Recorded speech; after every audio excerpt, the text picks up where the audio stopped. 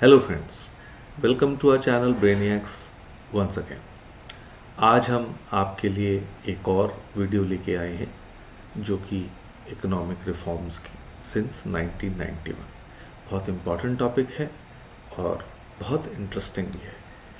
इस टॉपिक से कहीं ना कहीं आप रिलेट कर पाओगे क्योंकि हमारे देश में अब आज तो हम ये कहेंगे कि भाई 30 साल हो गए इकोनॉमिक रिफॉर्म्स को लागू हुए, तो आज हमारे देश की स्थिति क्या है ये आप सब लोग खुद भी देख रहे हैं या देखते हैं। लेकिन 91 से पहले क्या थी या इन इकोनॉमिक रिफॉर्म्स की हम ये कहें कि ज़रूरत क्यों पड़ी, तो शायद आज इस बात को आप समझ पाओ। तो चलिए शुरू करते हैं इस टॉपिक।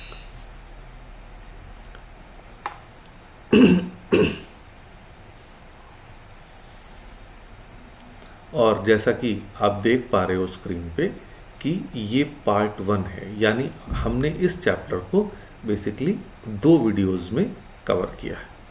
ठीक है, और चैप्टर के दौरान आपको बता दिया जाएगा कि पहले वीडियो में क्या है और दूसरे में हम क्या कवर करेंगे, तो आप लोगों को सुविधा हो जाएगी।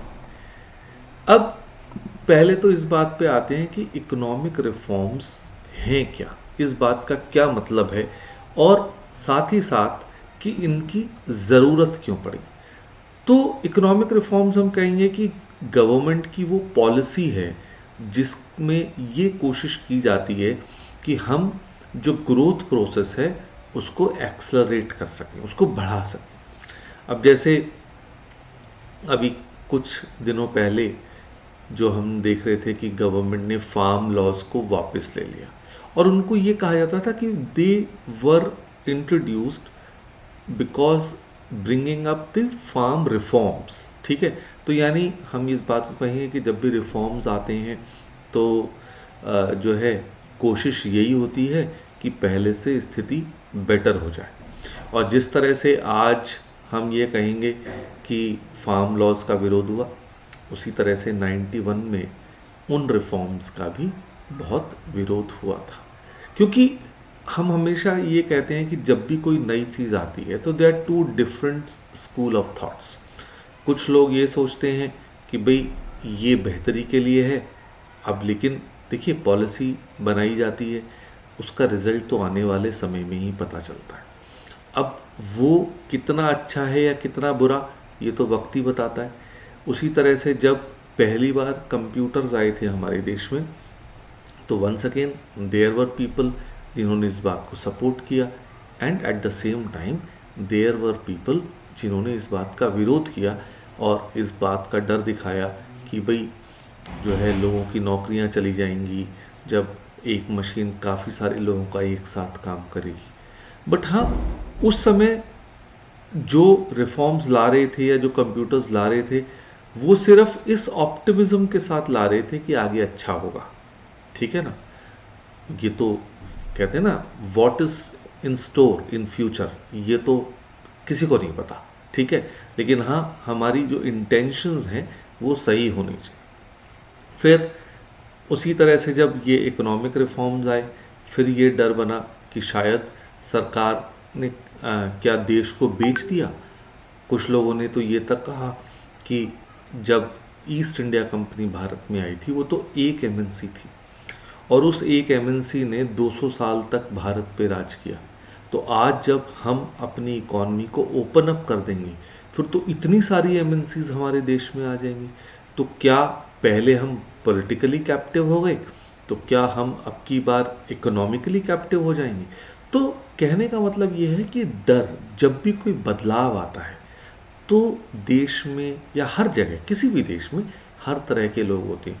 कुछ लोग उस बदलाव को एक्सेप्ट करते हैं, कुछ लोग उसको शक से देखते हैं और उसका विरोध करते हैं। मैं ये नहीं कह रहा कौन सही है कौन गलत है, लेकिन क्या है सबकी अपनी अपनी सोच। लेकिन ये बात भी सही है कि कई बार आगे बढ़ने के लिए आपको रिस्क लेना पड़ता है। लेकिन जहाँ तक इन रिफॉर्म्स की बात है कि भाई हमें इन रिफॉर्म्स की ज़रूरत क्यों पड़ी, ये बात तो ठीक है कि जब हम बात रिफॉर्म की करते हैं तो हम ये कहते हैं कि गवर्नमेंट एक ऐसी पॉलिसी लाने की कोशिश कर रही है जिससे ग्रोथ और डेवलपमेंट हो सके, ठीक है। और जब 91 में इन रिफॉर्म्स का जिक्र आया तो हमारे देश के जो प्राइम मिनिस्टर थे वो पीवी नरसिम्हा राव थे और finance minister doctor Manmohan Singh. तो हम ये कह सकते हैं कि ये भी कहा जाता है कि जो मिस्टर पीवी नरसिम्हा राव हैं, he is suppose to be known as the father of Indian economic reforms, और उनको असिस्ट जो है डॉक्टर मनमोहन सिंह ने किया। तो ये तो बात हुई कि इन जनरल इकोनॉमिक रिफॉर्म्स क्या होते हैं, लेकिन बात ये है कि हम 91 में हमें ज़रूरत क्यों पड़ी इन रिफॉर्म्स को लाने की। तो हम ये कहेंगे जो हमारे देश में एसेंशियल गुड्स के प्राइसेस थे वो आसमान छू रहे थे, हमारा फॉरेन एक्सचेंज रिजर्व्स लगभग ख़त्म हो चुका था, और हमें फॉरेन एक्सचेंज रिजर्व्स की ज़रूरत क्यों होती थी। मेनली आज भी हम कहते हैं कि जो हमारा फ्यूल बिल है, यानी जो हम पेट्रोल इंपोर्ट करते हैं, सबसे ज़्यादा उसके लिए ज़रूरत होती है, या और एसेंशियल आइटम जो हमें इंपोर्ट ही करने पड़ती हैं। तो हमारी ट्रेजरी थी, हमारे पास जो रिजर्व्स थे फॉरेन एक्सचेंज के, वो लगभग ख़त्म हो चुके थे। ये तक कहा जाता था कि हमारे पास एक तरह से 15 दिन का पैसा बचा है बस, इसके अलावा अगर ये भी ख़त्म हो गया तो फिर हमारा देश एक तरह से इकॉनमी पूरी तरह से ज़ीरो हो जाएगी, बर्बाद हो जाएगी। और जो भी इंटरनेशनल एजेंसीज थी या ऐसे देश थे या जो फंड करते थे, उन सब ने हमारे देश की मदद करने से हाथ खींच लिया था। तो yes, it was a very very bad situation, और उसके लिए कहीं ना कहीं हम ये कहेंगे कि ड्रास्टिक एफर्ट्स की ज़रूरत थी। तो ऐसे में international bank for reconstruction and development, जिसको हम वर्ल्ड बैंक के नाम से भी जानते हैं, और आईएमएफ, भारत ने वहाँ पे जो है लोन की रिक्वेस्ट डाली। और जैसा कि मैंने कहा कि कोई लोन देने को तैयार नहीं था, क्योंकि देखिए हम ये तो चलो एक बहुत बड़ी एजेंसीज़ हैं, और भारत ने वहाँ से $7 बिलियन का लोन मांगा, that was a huge amount. लेकिन आप साथ ही साथ ये सोचिए, एक कॉमन मैन भी जब किसी बैंक के पास जाता है तो सबसे पहले वो क्या पूछता है? सबसे पहले वो पूछता है कि भैया पैसे तो आप मांगने आ गए, वापस कैसे करो, आपकी इनकम सोर्सेज क्या है, ठीक है ना। और अगर हम अपने इनकम सोर्सेज जो है प्रूव नहीं कर पाते तो हमें लोन नहीं मिलता।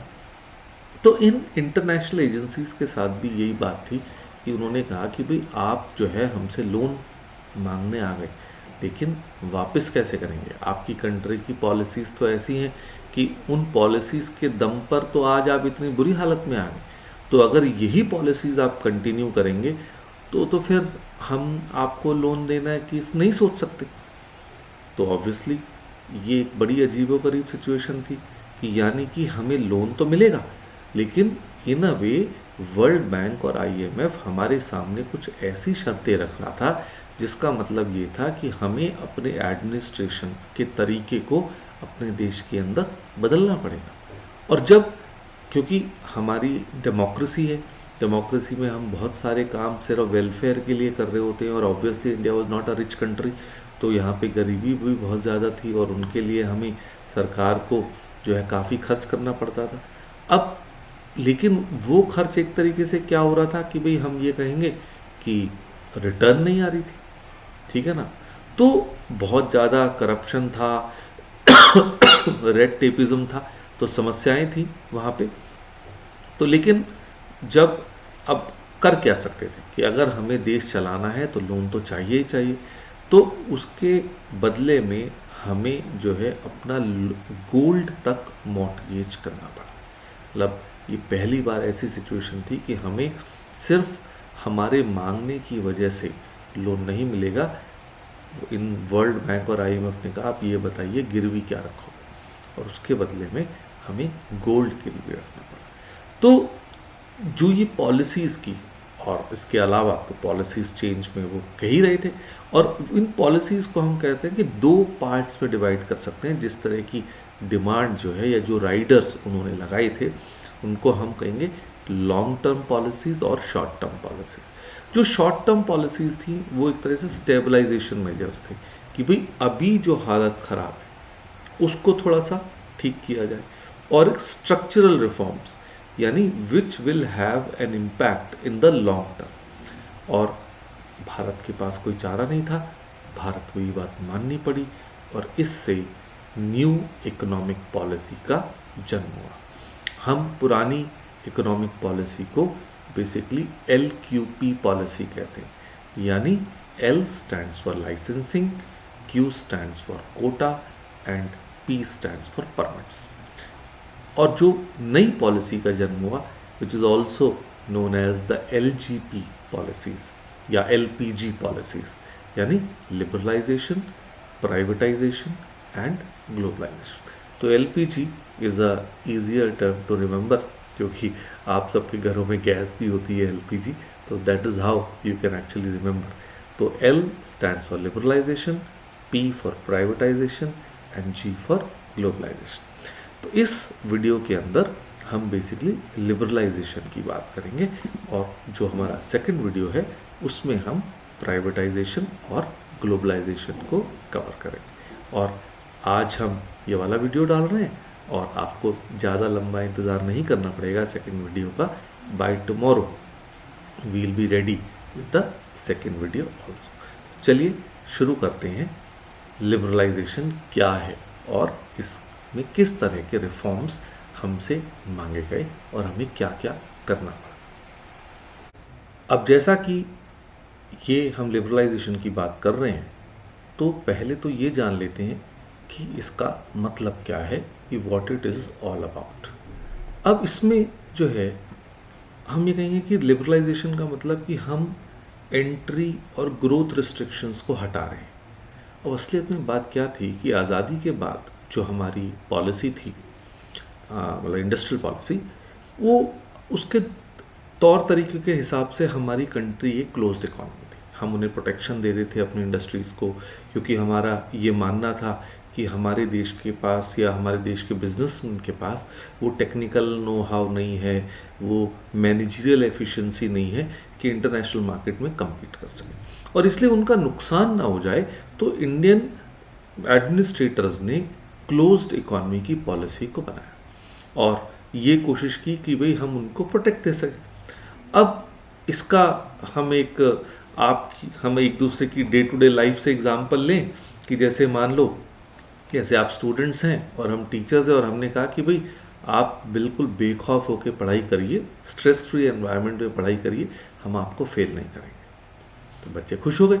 अब हमने तो सोचा ये कि भाई इससे आप स्ट्रेस फ्री हो जाएंगे, लेकिन उसका बहुत सारे बच्चों ने क्या किया कि भाई जो फेल ही नहीं होंगे तो पढ़ने की क्या ज़रूरत।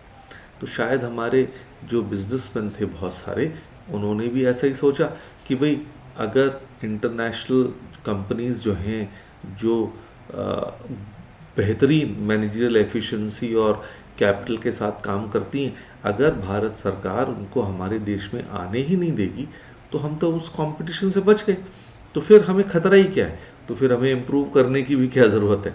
और शायद इसी वजह से, इसी सोच के कारण 91 तक आते आते हमारी हालत ऐसी हो गई। बट अल्टीमेटली हमें अपनी इकॉनमी को ओपन करना पड़ा, उसको कॉम्पिटिटिव बनाना पड़ा, और कहीं ना कहीं ये सही भी है। और देखिए दुनिया का वैसे भी उसूल है कि सर्वाइवल ऑफ द फिटेस्ट, ठीक है ना। तो अगर आपको बिजनेस करना है, आपको ग्रो करना है, तो जब तक आप कंपटीशन में आगे नहीं बढ़ेंगे तब तक आपकी ग्रोथ नहीं हो सकती। और ये बात ज़रूर है कि ये हमें ज़बरदस्ती करना पड़ा। और उस समय भी जैसे कि मैंने कहा कि विरोध हुआ, बहुत सारे लोगों ने ये डर दिखाया कि भाई हमारी कंपनीज़ जो हैं देश की बंद हो सकती हैं, क्योंकि मे बी वो उस कंपटीशन को सरवाइव नहीं कर सकती। लेकिन क्या कर सकते थे, लोन तो चाहिए था, पैसे तो बिल्कुल थे नहीं, तो हमें ये बात माननी पड़ी। और कहीं ना कहीं हमने प्राइवेट सेक्टर को फ्री हैंड दिया, क्योंकि हमने अपनी इकॉनमी, और फिर किस तरह के लिबरलाइजेशन में हम रिफॉर्म्स हमने लागू किए, ये आप अपनी स्क्रीन पे देख पा रहे होंगे कि 5 तरह के रिफॉर्म्स थे अलग अलग, कि industrial sector reforms, financial sector, tax reforms, foreign exchange reforms and trade and investment policy. मतलब इन सारे सेक्टर्स में हमें बदलाव करने पड़े अंडर दी गाइडेंस, और आप ये कह सकते हो कि pressure of world bank and IMF। अब इनको एक एक करके करते हैं कि ये क्या है। कि जैसे मैंने सबसे पहले कहा इंडस्ट्रियल सेक्टर रिफॉर्म्स। अब इंडस्ट्रियल सेक्टर रिफॉर्म्स में पहला पॉइंट आया रिडक्शन इन इंडस्ट्रियल लाइसेंसिंग। जैसा कि हमने कहा कि इससे पहले आपको जब भी कोई बिज़नेस शुरू करना होता था तो गवर्नमेंट से लाइसेंस लेना पड़ता था, और सिर्फ बिज़नेस शुरू करने के लिए ही नहीं, हमें बिज़नेस को एक्सपैंड करने के लिए भी लाइसेंस लेना पड़ता था। मतलब प्रोडक्शन कैपेसिटी आपको बढ़ानी है तो once again you have to apply to the government, और इस तरह के रिस्ट्रिक्शंस थे। अब आज आपको हो सकता है ये अजीब लगे, बट हम ये नहीं कहेंगे कि वो चीज़ गलत थी, क्योंकि गवर्नमेंट ने जब ये रूल बनाया था तो उसकी जो इंटेंशन थी वो ये थी कि वो ऑल राउंड डेवलपमेंट करना चाहती थी। सरकार ने सोचा कि भाई let us take an example कि एक एरिया ए है और गवर्नमेंट कहती है कि एक एरिया ए में हमें 10 इंडस्ट्री सेटअप करनी है। अब हो सकता है वो एरिया ज़्यादा अच्छा है तो सब लोग वहीं पे सेटअप करना चाहते हैं, लेकिन अब 10 इंडस्ट्रीज जो वहाँ सेटअप होनी चाहिए थी वो वहाँ सेटअप हो गई।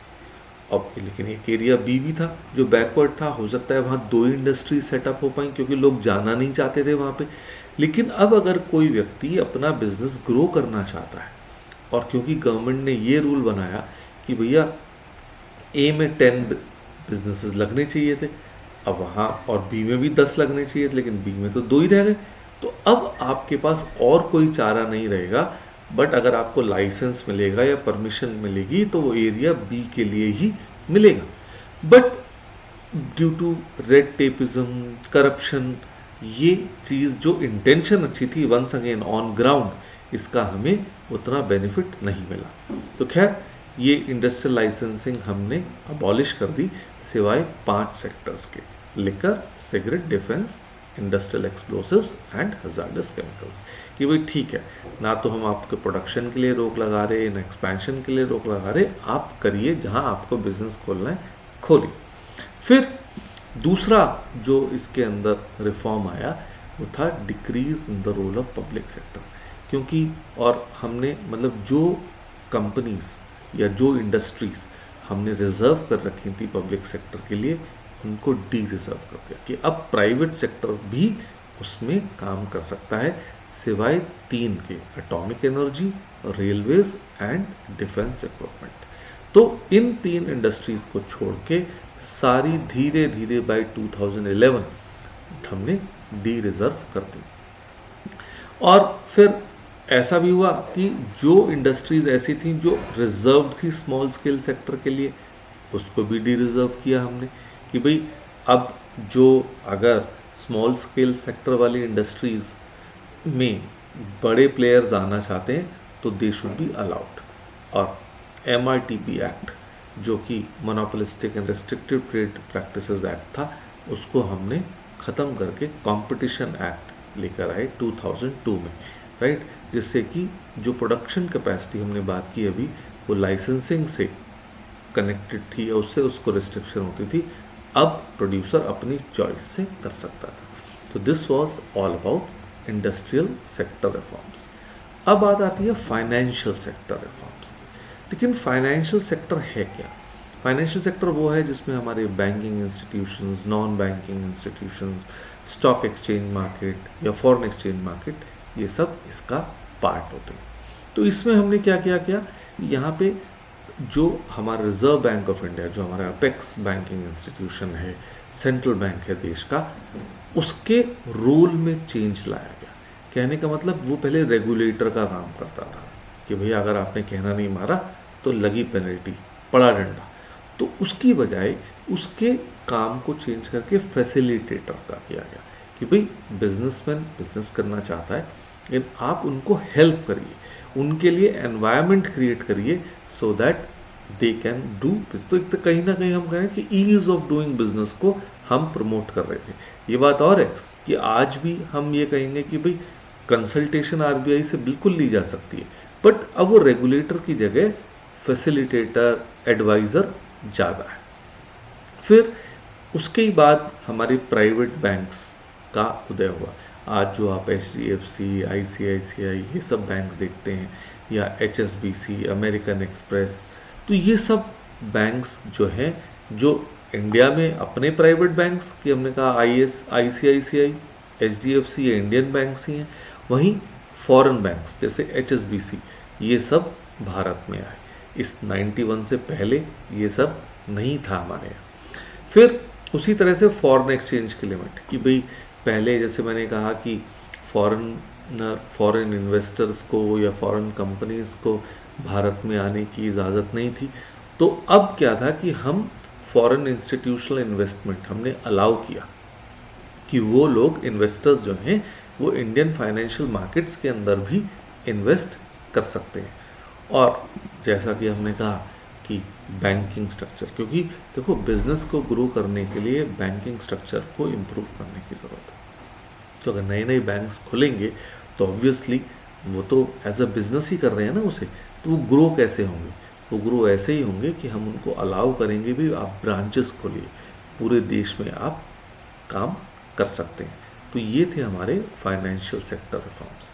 फिर बात आ जाती है टैक्स रिफॉर्म्स की, कि टैक्स रिफॉर्म्स भाई सरकार के लिए जो रेवेन्यू है या कमाई है वो तो टैक्स से ही आती है, और गवर्नमेंट अपने टैक्स को लेके, अपने एक्सपेंडिचर्स को लेके जो पॉलिसी बनाती है उसी को फिस्कल पॉलिसी कहा जाता है। और हम कहते हैं कि दो तरह के टैक्सेस होते हैं, डायरेक्ट टैक्स और इनडायरेक्ट टैक्स। तो डायरेक्ट टैक्स का मतलब जैसे कि इनकम टैक्स, भाई मेरी इनकम है और मैं टैक्स दे रहा हूँ, और जो GST है that is an example of an indirect tax.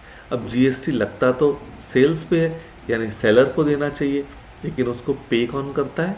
Buyer, यानी सेलर जो है वो टैक्स का पैसा बायर से लेके गवर्नमेंट को पे करता है। तो that is an example of indirect taxation. अब इसमें क्या रिफॉर्म्स लाए कि सरकार ने टैक्सेस को कम किया, और लगातार 91 से टैक्सेस जो है कम हो रहे हैं। अब क्यों किया गया कि सरकार ने कहा कि भाई अगर हम टैक्स कम लेंगे तो शायद ज़्यादा लोग टैक्स देना चाहें, ठीक है ना, अपने मन से देना चाहें, तो टैक्स इवेजन, टैक्स चोरी कम हो, तो उससे टैक्स कंप्लायंस बेटर हो सकता है। फिर इनडायरेक्ट टैक्सेस में GST is a huge reform, कि पहले बहुत सारी तरह के टैक्सेस थे, अलग अलग स्टेट्स के अंदर अलग अलग टैक्स के रेट थे।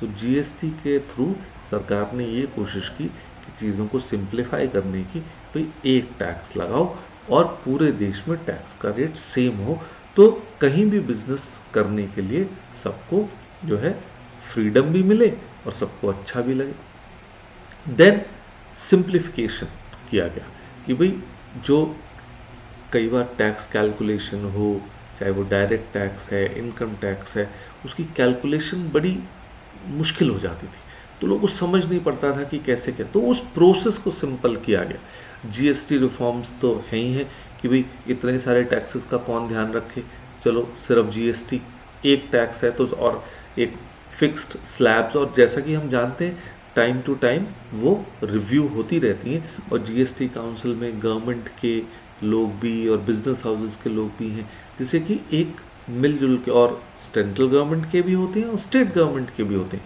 सब मिलजुल के बेसिकली उस टैक्स स्लैब्स को चेंज करते हैं या घटाते हैं, बढ़ाते हैं, किसी पे किसी बिजनेस को इंक्लूड किया जाता है, किसी को किसी, तो ये सारे काम जो है लगातार GST काउंसिल कर रही होती है, just to make better everyday, कि कुछ ना कुछ बदलाव होता रहे, जिससे कि जो कमियां छूट गई वो आने वाले टाइम में उसको और ठीक किया जा सके। तो ये सर कांस्टेंट इवैल्यूएशन और evolution process.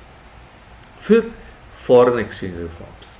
Foreign exchange reforms में सरकार ने पैसे का डिवैल्यूएशन किया, कि हमने जानबूझ के अपनी करेंसी की कीमत को घटाया, जिससे कि हम इंटरनेशनल मार्केट में और कॉम्पिटिटिव हो सकें, कि हमारे गुड्स जो हैं इंटरनेशनल मार्केट में सस्ते बिकें, जिससे कि दुनिया के लोग उन्हें खरीदना चाहें। और प्लस हमने जो अपना डिवैल्यूशन करने के बाद जो फॉरेन एक्सचेंज का रेट है उसको चेंज करने का सिस्टम बदला, फिक्स करने का सिस्टम बदला। इनफैक्ट कि पहले हम फिक्स एक्सचेंज रेट सिस्टम पे थे और अब हम फ्लेक्सिबल एक्सचेंज रेट सिस्टम पे हो, और ये आपने मैक्रो इकोनॉमिक्स में पढ़ा भी है कि भाई हमने कहा कि मार्केट डिटरमिन करेगी, जिससे कि सरकार ने अपने हाथ खींच ली। ये बात और है कि वो हम उसको फिक्स्ड फ्लोटिंग कहते हैं या मैनेज्ड फ्लोटिंग कहते हैं। कहने का मतलब कि if the exchange rate goes out of hand तो आरबीआई इंटरवीन कर सकती है, बट फिर भी मोर लेस हमने उसको मार्केट के ऊपर छोड़ दिया, जस्ट कि भी जिस तरह जितनी भी हमारी डिमांड या सप्लाई है उसी हिसाब से मार्केट रेट जो है फॉरेन एक्सचेंज का सेट हो। Then trade and investment policy reforms. अब इसमें हमारी क्या इच्छा थी कि भाई हम ये चाहते थे कि हमारे इंडियन गुड्स की कॉम्पिटिटिवनेस बढ़े, हम फॉरेन इन्वेस्टमेंट्स को प्रमोट करना चाहते थे, एफिशिएंसी चाहते थे लोकल इंडस्ट्रीज़ की, और हम ये चाहते थे कि भाई ये इंडियन बिजनेसमैन भी ज़्यादा से ज़्यादा लेटेस्ट टेक्नोलॉजी को अपनाएं, ठीक है ना। तो ये इंटेंशन थी, और उसके लिए सरकार ने क्या किया कि इंपोर्ट और एक्सपोर्ट पे से रिस्ट्रिक्शन हटाई, एक्सपोर्ट ड्यूटीज़ कम की, जिससे इंडियन गुड्स इंटरनेशनल मार्केट में सस्ते बिक सकें। हमने इंपोर्ट ड्यूटीज़ में कम की। एक तो ये भाई इंटेंशन तो हमारी ये थी कि हम अगर बेस्ट टेक्नोलॉजी को इंपोर्ट कर पाएंगे कम रेट्स पे, और लेकिन इसका एक इनडायरेक्ट ये भी था कि भाई ऑब्वियसली फिर दूसरी कंपनीज भी तो आएंगी भारत में, उनके गुड्स भी भारत में सस्ते हो जाएंगे। और अगर यहाँ पे कंपटीशन होगा कि भाई सीधी सी बात है, अगर हम ये कहते हैं इंटरनेशनल कंपनी एमएनसी का गुड बेटर क्वालिटी का है, तो इंडियंस क्या कहेंगे कि भाई हम उसको खरीदेंगे, तो उससे हमारे नुकसान हो सकते। तो कहीं ना कहीं हमें गवर्नमेंट क्या कहे कि भाई आप तैयार हो जाओ compete करने के लिए, कि आप इंडियन कंपनीज भी अपने गुड्स की क्वालिटी को इम्प्रूव करें so that it should match, तभी तो ऐसा होगा कि नुकसान नहीं होगा। और हमने इसीलिए इंपोर्ट लाइसेंसिंग सिस्टम में भी रिलैक्सेशन दिया, जिससे कि ये था कि बेस्ट टेक्नोलॉजी चीपेस्ट रेट पे हमारे देश में आ सके। तो ये जो रिफॉर्म्स थे, देखिए आप इन्हें सुनेंगे, हर चीज़ के प्रॉस एंड कॉन्स होते हैं, ठीक है, but once again intention was good. हम अपने बिजनेसेस को कॉम्पिटिटिव बनाना चाहते थे, और it was like a signal to all the domestic businessman कि अब आप जाग जाइए और इंटरनेशनल मार्केट में compete करने के लिए तैयार रहिए, राइट। तो ये लिबरलाइजेशन के हमने सारे रिफॉर्म्स जो भारत सरकार ने किए वो देखे। जैसा कि मैंने बताया वीडियो के शुरू में कि नेक्स्ट वीडियो के अंदर हम प्राइवेटाइजेशन और ग्लोबलाइजेशन और साथ ही साथ इसका क्या इम्पैक्ट इंडियन इकॉनमी में आया, इस सब को हम पढ़ेंगे। आई बिलीव आपको ये चीज़ समझ आई होगी। देखते रहिए, लाइक करिए, शेयर करिए, और कमेंट करके भी आप हमसे कुछ भी पूछ सकते हैं। Till then, goodbye, good luck.